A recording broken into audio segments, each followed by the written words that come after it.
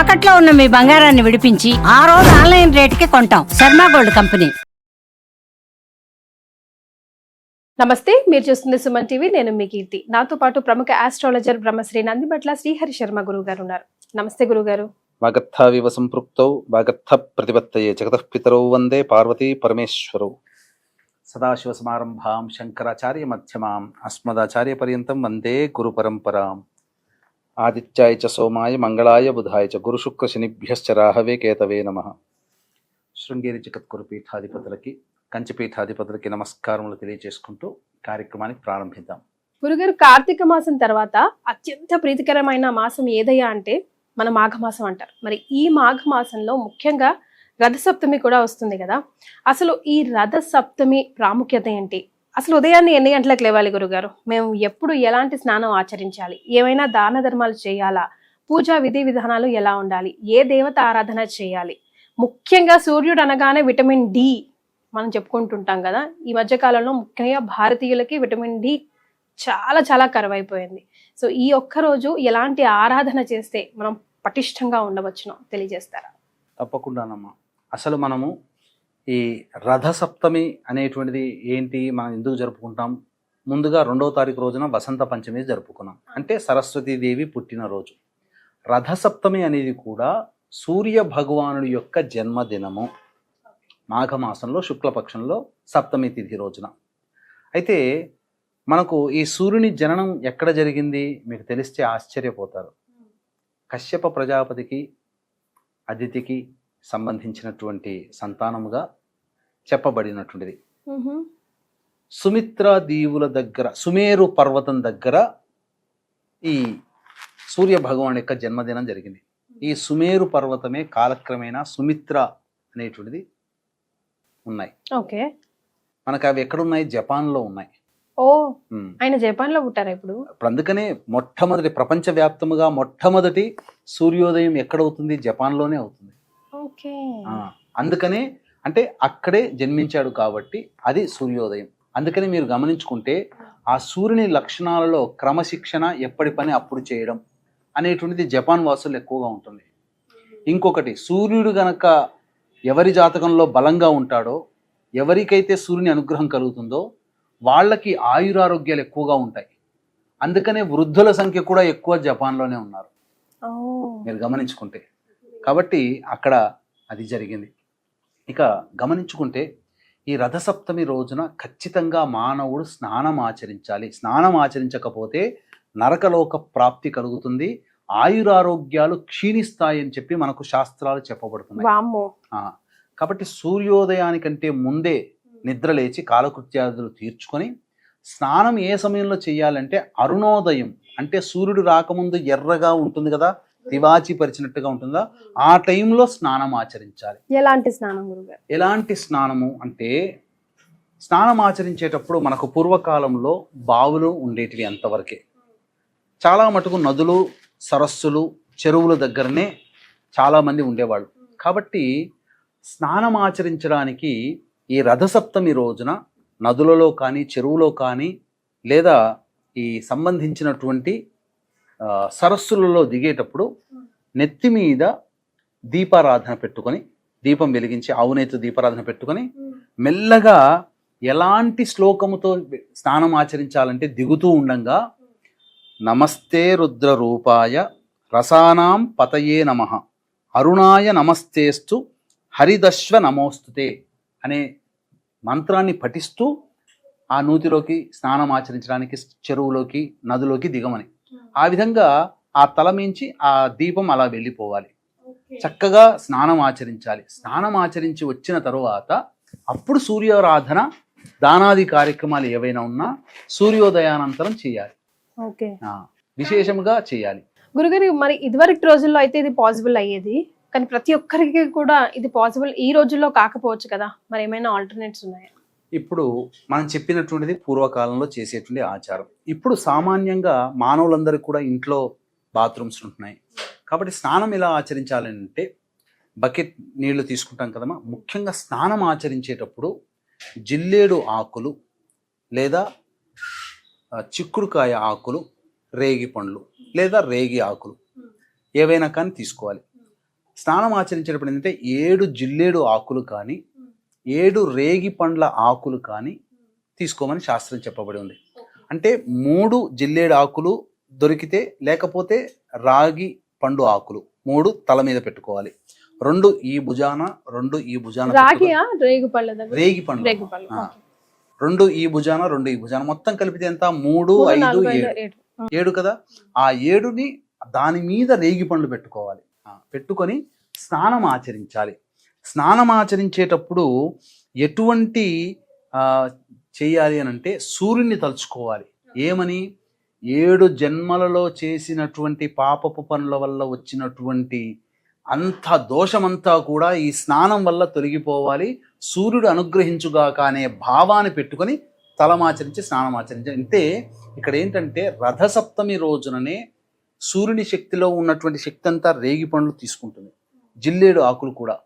కాబట్టి జిల్లేడు ఆకులు అంటే మనం ఒక రకంగా చెప్పాలి అంటే మీ ఇంట్లో జిల్లెలు మొలవా అని తిట్లు అంటుంటుంటారు. అంటే జిల్లేడు ఆకు అనేటువంటిది ఏంటనంటే అది శిథిలమైపోయినటువంటి గృహాల్లో మొలిచేటువంటి చెట్టుగా ఉంటుంది. కానీ జిల్లేడు ఆకులు ఈశ్వరునికి ప్రీతికరం. జిల్లేడు పూలతో అర్చన చేస్తారు. అంటే ఎందుకు అట్లా వచ్చింది అని అంటే ఒక తీర్పు, అంటే న్యాయాధికారి ఇవ్వాల్సిన అవసరం లేదు. కుటుంబ పెద్దగా ఉండి మంచి చెడు చేసినప్పుడు అరే నువ్వు ఈ పని చేయడం తప్పు, ఈ పని నువ్వు చెయ్యి అని చెప్పి కొన్ని చేస్తుంటారు కదా, అవి చెప్పడం వల్ల దోషాలు వస్తాయి. తీర్పు గనక దోషం గనక ఉంటే ఆ దోషం పోవడానికి ఈ రోజున ఇలా ఈ విధంగా శాస్త్ర ప్రకారం స్నానం ఆచరించాలి. ఈ స్నానం ఆచరించిన తర్వాత అప్పుడు మానవుడిగా ఏం చేయాలనంటే ఈ చిక్కుడు కాయలతోని జిల్లేడు ఆకులతోని ఒక రథాన్ని ఏర్పరచుకోవాలి. ఏర్పరచుకొని ఆ రథములో సూర్య ప్రతిమను పెట్టి ఆ సూర్య ప్రతిమని ఆరాధన చేయాలి. ఆ విధంగా ఆరాధన చేసే సంస్కారం మన కుటుంబంలో ఇప్పటికీ ఉంది. ఆ తదనంతరం ఆ పూజ చేసిన తర్వాత, అంటే సూర్యుడు అంటే ప్రత్యక్ష నారాయణుడు, సూర్యుని యొక్క సహస్రనామాలు గాని పారాయణ చేయొచ్చు. సూర్యాష్టకం 27 సార్లు పారాయణం చేసినా మంచి ఫలితం, 108 సార్లు చేసినా మంచి ఫలితం. లేకపోతే విష్ణు సహస్రనామ పారాయణమైనా చేయాలి. చేసిన తర్వాత బెల్లం పాయసం వండి, గోధుమ నూకతోనైనా బియ్యంతోనైనా చేయవచ్చు. బెల్లం పాయసం వండి ఆ పాయసాన్ని, వేడిగా ఉన్నటువంటి పాయసాన్ని చిక్కుడు ఆకుల్లో పెట్టి ఆ స్వామికి నివేదన చేయాలి. తులసి కోట ముందే చేస్తారు కదా గురుగారు, తులసి కోట దగ్గరనే అది చేస్తారు. ఆ విధంగా చేయవచ్చు, లేదా ఇంట్లోనైనా కానీ పూజా మందిరంలోనైనా చేసుకోవచ్చు అన్నమాట. చేసిన తర్వాత ఇది విధానంగా అప్పుడు స్వామి వారికి అర్ఘ్యం ఇవ్వాలమ్మా. అర్ఘ్యం ఇచ్చేటప్పుడు కూడా ఇప్పుడు చెప్పబోయేటువంటి శ్లోకాన్ని, ఇవన్నీ కూడా పూజకి ముందే అర్ఘ్యం ఇవ్వాలి. అర్ఘ్యము ఈశ్వరునికి అభిషేకము, విష్ణువుకి అలంకారం ఎలాగో సూర్యుడికి నమస్కారము, అర్ఘ్యం అంటే చాలా ప్రీతి. కాబట్టి అర్ఘ్యం ఇచ్చేటప్పుడు ఏ శ్లోకాన్ని చదువుకోవాలి అని అంటే సప్త సప్తివహ ప్రీత సప్తలోక ప్రదీపన సప్తమీ సహితో దేవ గృహాణార్ఘ్యం దివాకర అనే శ్లోకాన్ని చదువుతూ అర్ఘ్యం ఇవ్వాలి. 6 సార్లు అర్ఘ్యం. ఎవరైనా దానికి వంతన, వర్గభేదము, మతము, కులము అనేటువంటిది ఎవరైనా ఇవ్వవచ్చు. తర్వాత సూర్యుడిని పూజన చేయాలని చెప్పాను కదా, చిక్కుడు ఆకులు లేదా రథము, లేకపోతే అవేమీ లేకపోయినా కానీ తులసి చెట్టు దగ్గర అష్టదళ పద్మము ముగ్గు వేసి చక్కగా పసుపు కుంకుమతో అలంకారం పుష్పాలతో చేసి మధ్యలో దీపారాధన చేసి మధ్యలో ఒక చెంబులోనైనా కానీ లేదా ఒక పీట మీదనైనా కానీ సూర్యుడు 7 రథాలతో ఉన్నటువంటి సూర్యుడు అనూరుడితో అనగా సూతుడితో కలిసి ఉన్నటువంటి చిత్ర వెండిది ఒక 100 రూపాయలు ఇస్తే దొరుకుతుంది. ఆ విధంగా తీసుకుని వచ్చి మధ్యలో ఆ పీట మీద పెట్టి సూర్యునికి పూజ చేసి అప్పుడు ఈ యొక్క సంబంధించినటువంటి శ్లోకాన్ని పఠించాలి. ఏంటంటే జననీ సర్వలోకానాం సప్తమీ సప్త సప్తికే సప్త వ్యాహృతికే దేవి నమస్తే సూర్యమండలే అనే శ్లోకాన్ని పఠించాలి. అప్పుడు 3 మార్లు పఠించాలి. దీనివల్ల ఈ పఠించడం వల్ల ఏమవుతుంది అంటే ఈ సంబంధించినటువంటి సూర్యుని యొక్క ప్రతాపము వలన మానవుడికి ఆరోగ్యం చేరుతుంది. 7 జన్మాలలో పొందినటువంటి పాపకర్మలన్నీ కూడా మానవుడికి అనారోగ్యం ఎందుకు వస్తుందంటే గత జన్మ కర్మదోషాలే. ఈ అనారోగ్యం రాకుండా ఉండాలని అంటే గత జన్మ కర్మదోషాలు పోవాలి. అందుకని 7 జన్మలలో చేసినటువంటి పాపాలన్నీ పోవాలనే భావంతో చేసేటువంటిది. ఇక గొప్పగా ఇంకోటి ఏంటంటే చాలా మంది ఈ యొక్క చిక్కుడు ఆకుల్లో నైవేద్యంగా పెడతారు కదా పూజ చేసిన తర్వాత. అందులో ఏంటంటే ఖచ్చితంగా కుటుంబ సభ్యులు తినాలి. ఈ రోజు మాత్రమే సూర్యునిలో నిక్షిప్తమైనటువంటి నిగూఢమైనటువంటి శక్తి ఆ ప్రసాదంలో చేరుతుంది. ఆ ప్రసాదంలో చేరడంలో ఏంటంటే చిక్కుడు ఆకులో ఉన్నటువంటి కొన్ని రసాయనాలు ఆ ప్రసాదంలో చేరడం, ఆ ప్రసాదము సూర్యునిలో ఉన్నటువంటి శక్తిని గ్రహించగలుగుతుంది. ఓకే, అది ఆ ఒక్కరోజు మాత్రమే. ఆ విధంగా ప్రసాదాన్ని ఆ విధంగా స్వీకరించాలి అందరూ కూడా సూర్యుని యొక్క శక్తిలోనే. తదనంతరం చాలామంది కొన్ని ఇళ్లలో కుండలో పాలు పొంగింపచేస్తారు ఆ రోజున ఖచ్చితంగా. పొంగించి దాంతోనే నైవేద్యం వండుతారు. దీంట్లో ఏంటంటే 2 రకాలైనటువంటి వివాదాలు ఉన్నాయి. పొంగించిన తర్వాత కొంతమంది మాట ప్రకారం ఏ దిక్కు అంటే ఇప్పుడు కుండ పెడతాం కదా, ఏ వైపున పొంగుతుందో ఆ వైపు నుంచి శుభ సూచకాలు వస్తాయని కొంతమంది, ఏ వైపున పొంగుతుందో ఆ వైపు నుంచి అశుభ సూచకాలు వస్తాయని కొంతమంది. ఏది ఏమైనప్పటికీ కూడాను పాలు పొంగించేది ఇంటి గృహప్రవేశంలో మళ్ళీ రథసప్తమి రోజునే. ఆ విధంగా ఓకే, ముఖ్యంగా కొన్ని నియమాలు వ్రతాలు కూడా ఆచరించాలని, దానాలు కూడా చేయాలని శాస్త్రం చెప్పబడి ఉందమ్మా. సో ఏ సమయంలో ఎలాంటి దాన ధర్మాలు చేయాలంటారు గురుగారు? వీటికన్నా తెలుసుకునే ముందు మనకు ప్రధానంగా ఇదే విషయము ధర్మరాజు శ్రీకృష్ణుని అడిగాడు. ఏమని? ఏ వ్రతాన్ని గనక ఆచరించినట్లయితే చక్కటి శీలవతి సంతానవతి అయినటువంటి అమ్మాయి లభిస్తుంది. అలాగే ఏ వ్రతాన్ని ఏకకాలంలో ఆచరించినట్టయితే ఆ వ్రతము ఆచరించినటువంటి మానవుడు పురుషుడైనా స్త్రీ అయినా మోక్ష మార్గము అనగా దేవతానుగ్రహం. మోక్షం అంటే ఏంటి? దేవతానుగ్రహమే. దేవతానుగ్రహం తొందరగా పొందాలంటే ఏం చెయ్యాలి అని చెప్పి కృష్ణుని అడుగుతాడు.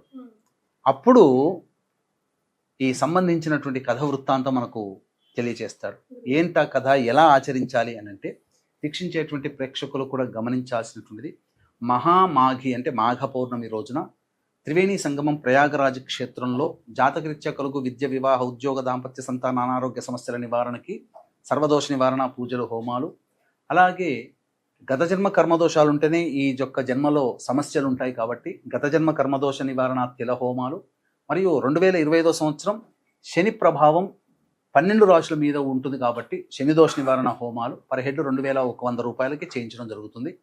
అలాగే మరుసటి రోజు అనగా ఫిబ్రవరి 13వ తారీఖు రోజున మఖా నక్షత్రం, పితృ నక్షత్రం, మనకు పుష్కరాలు ఎలాగో కుంభమేళ అలాగా. కావున ఆ రోజున పెద్దల యొక్క ఆత్మతృప్తి కోసమై పిండ ప్రధాన కార్యక్రమాలు బ్రాహ్మణుని కర్తగా పెట్టి చేయించడం జరుగుతుంది. వీటి వివరాలు కార్యక్రమ తదనంతరం కాంటాక్ట్ చేసి తెలుసుకోవచ్చు. ఒకవేళ ప్రయాగరాజులో పరిస్థితులు ఇప్పుడు అనుకూలంగా లేవు కాబట్టి ఇవి ప్రయాగరాజులో కనుక అనుకూలంగా లేకపోతే కాశీ క్షేత్రంలో ఖచ్చితంగా చేయించడం జరుగుతుంది. ఆ రోజున మనం ఏ నియమాన్ని పాటించాలని చెప్పి ధర్మరాజు అడిగాడు కదమ్మా. గురుగారు, వశిష్ఠుడి దగ్గరికి సంబంధించినటువంటి ఇందుమతి అనేటువంటి ఒక స్త్రీ వచ్చి అడుగుతుంది, నేను మోక్ష మార్గాన్ని, దైవానుగ్రహాన్ని పొందాలంటే ఏం చేయాలనంటే మాఘమాసములో వచ్చేటువంటి రథ సప్తమి తిథి రోజున అచలా సప్తమి అని అంటారు. అచలా సప్తమి వ్రతాన్ని ఆచరించమని చెప్పబడి ఉంది. అచలా సప్తమి అంటే ఈ అచలా సప్తమి అంటే ఇది ఒక వ్రతం అన్నమాట. ఇది మాఘమాసంలో రథసప్తమి రోజునే చెయ్యాలి. ఎలా చేయాలంటే ఇదే విధానం ఇప్పుడు అందరూ కొద్దిగా చేస్తున్నారు, పూర్తిగా చేయట్లా. ఈ రోజున ఏం చేయాలంటే శిరస్సు మీద దీపాన్ని పెట్టుకొని నదిలో కానీ, బావిలో కానీ, మన సరస్సులో కానీ, చెరువులో కానీ చేయాలి. లేకపోతే కనీసము ఆ యొక్క నీటిలో గంగాజలాన్ని వేసుకొని స్నానం ఆచరించాలి. మామూలుగా ఇంట్లో ఉన్నవాడు స్నానం ఆచరించిన తరువాత అప్పుడు ఇది ఎప్పుడు చేయాలి? అరుణోదయ కాలం అంటే సూర్యుడు ఉదయించడానికంటే ముందు ఉన్నటువంటి సమయం. ఆ సమయంలో స్నానం ఆచరించి చక్కగా రాగానే ఏదైనా రావి చెట్టు కిందనైనా కానీ లేదా ఇంట్లోనైనా కానీ చక్కగా అష్టదళ పద్మము వేయాలమ్మా. వేసి మధ్యలో ఒక రాగి చెంబు పెట్టాలి. ఆ అష్టదళ పద్మం మధ్యలో రాగి చెంబు పెట్టి దాని నిండా బియ్యం పోసి చక్కగా మామిడి ఆకులతో అలంకరణ చేసి మధ్యలో శివపార్వతుల యొక్క ప్రతిమను పెట్టాలి. పెట్టి అలాగే సూర్య ప్రతిమను కూడా పెట్టాలి. పెట్టి శివ సహస్రనామము, గౌరీ సహస్రనామము, సూర్య సహస్రనామ పారాయణం చేసి తదనంతరం ఆ యొక్క బ్రాహ్మణుడికి ఈ ప్రతిమాదానము చేయాలి, ఆ రోజునే చేయాలి. ఓకే. లేకపోతే ఇంకొక పద్ధతి కూడా ఉంది. ఆ రోజంతా కూడా ఈ పూజ చేసిన తర్వాత మళ్ళీ మరుసటి రోజు కూడా ఇదే విధానంగా పూజ చేసి మరుసటి రోజు కూడా దానం చేయవచ్చు. 2 రోజులు. ఈ 2 రోజులు ఈ విధంగా ఆచరించడం వల్ల దేవతా అనుగ్రహం సంపూర్ణంగా కలుగుతుంది అని మనకు సాక్షాత్తు వశిష్ఠుడే చెప్పాడు. కాబట్టి ఎవరు ఆచరించినా ఈ విధానాన్ని ఆచరించడం వల్ల మంచి జరుగుతుంది. నియమాలు ఎలాంటి పాటించాలి గురుగారు? ఆ రోజున పాటించాల్సినటువంటి నియమాలు చాలా ఖచ్చితంగా చెప్పవచ్చునమ్మా. మాంసాహారం పనికిరాదు, మద్యపానం పనికిరాదు, దాంపత్యం అస్సలు పనికిరాదు. ఓకే. వీలైతే ఉపవాసం ఉంటే చాలా మంచిది. ఓకే. రథసప్తమి ఆదివారం వస్తే ఇక అసలు దాని మహత్యాన్ని వర్ణించ వీలు కానిది ఎప్పుడో గాని రాదమ్మా. ఈసారి మంగళవారం వచ్చింది, కానీ సంపూర్ణమైనటువంటి ఆరోగ్యాన్ని ప్రసాదించాలి. ఆరోగ్యాన్ని పొందాలంటే ఆరోగ్యాన్ని మనకు ఆయుర్వేదాన్ని పరిచయం చేసిన వాడు ధన్వంతరి, సాక్షాత్తు విష్ణు భగవానుడే. కానీ దేవ వైద్యులు, ప్రతి మనకు మానవ వైద్యులు, రాక్షస వైద్యులు, దేవ వైద్యులు ఉన్నట్టుగానే దేవతలకు కూడా ఒక డాక్టర్ ఉన్నాడు, వారే అశ్విని దేవతలు. అటువంటి అశ్విని దేవతలకు సంబంధించినటువంటి అశ్విని నక్షత్రం ఉంది ఆ రోజున. కాబట్టి ఎవరైతే చెప్పినటువంటి విధి విధానముగా ఈ రథసప్తమి వ్రతాన్ని ఆచరిస్తారో ఖచ్చితంగా వారికి భవిష్యత్తు అనగా ఈ 2025వ సంవత్సరం మొత్తం కూడా వారికి అనారోగ్యములు రావు. ఈ వ్రతాన్ని ఎక్కువగా మన పూజలన్నీ కూడా సూర్యోదయం చేసుకునేటువంటి అవసరం ఉన్నటువంటి కాలం కాబట్టే మీరు అడిగారు డి విటమిన్ అని. గురుగారు అప్పట్లో వ్రతాలు పూజలన్నీ బయట బహిర్గంగా చేసేవాళ్ళు కాబట్టి ఎండలో ఉండే శక్తి అంతా డి విటమిన్ వచ్చి చేరింది మనకు. ఇప్పుడు అంతా లేస్తూనే కూర్చుంటేనే రూమ్లలో ఉంటున్నారు, జాబుకు పోయిన రూమ్లు, ఇంటి నుంచి బయటికి వెళ్తే కారు ఎక్కుతున్నారు, ఎక్కడ ఎండ వేడి మీద తగులుతుంది, అందుకే డి విటమిన్ లోపిస్తుంది. ఒక్క డి విటమిన్ పుష్కలంగా లభించేది సూర్యకిరణాల్లోనే. కాబట్టి ఖచ్చితంగా ఆ రోజున సూర్యుని యొక్క శక్తి మనలో రావాలంటే ఎండలో కొంత ఉండాలి. Yes, right. సో గురుగారు చెప్పిన విధంగా ఆచరించండి, ఏ ఒక్కటి కూడా మిస్ కాకండి. వీలైతే గురుగారు చెప్పిన 2 శ్లోకాలు కూడా డిస్క్రిప్షన్ లో. చాలా మంది సూర్య భగవాన్ టెంపుల్స్ లేవమ్మా. అవును గురుగారు, ఎందుకని ఉండవు. కాబట్టి శివాలయంలో నవగ్రహాల్లో సూర్యుడు ఉంటాడుగా, ఉంటాడు. కాబట్టి ఇక్కడ సూర్యుడు ఉన్నట్టే రథసప్తమి రోజున శివాలయానికి చేరుకొని నవగ్రహాల చుట్టూ ఈ శివాయ నమః అంటూ 27 ప్రదక్షిణలు చేసి విశేషముగా ఆ సూర్యుని దగ్గర గోధుమల రాశి పోసి దాని మీద ఆవు నేతితో దీపారాధన చేసి ఎర్రటి పుష్పాలతో సూర్యుని అర్చించండి. సూర్య అష్టోత్తర పూజ చేయండి ఆ సమయంలో పొద్దున పూట. ఖచ్చితంగా రథసప్తమి రోజున చేయాల్సినటువంటిది. ఖచ్చితంగా మళ్ళీ విష్ణు దేవాలయాన్ని కూడా సందర్శించవచ్చు. స్నానము చెయ్యాలి, పూజ చెయ్యాలి, దానము చెయ్యాలి, దేవాలయ సందర్శనం, ఇవి 4 ఖచ్చితంగా మానవుడు చేయాలి. చాలా సంతోషం గురుగారు, ధన్యవాదాలు. సర్వం శ్రీ ఉమామహేశ్వర పరబ్రహ్మార్పణమస్తు.